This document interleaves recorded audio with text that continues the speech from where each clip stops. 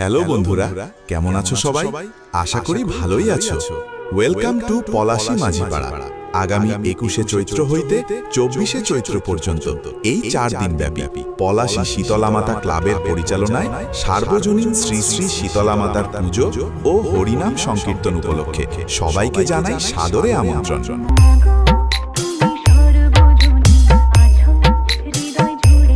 Neelpari lovers status centre, Beldasi.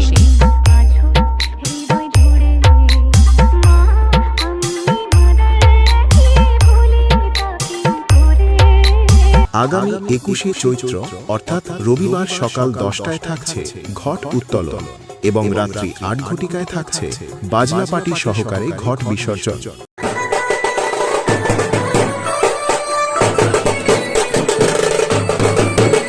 আগামী ২২শে চৈত্র অর্থাৎ সোমবার রাত্রি ৮ ঘটিকায় অধিবাসের ঘট উত্তোলনের মাধ্যমে শুভারম্ভ।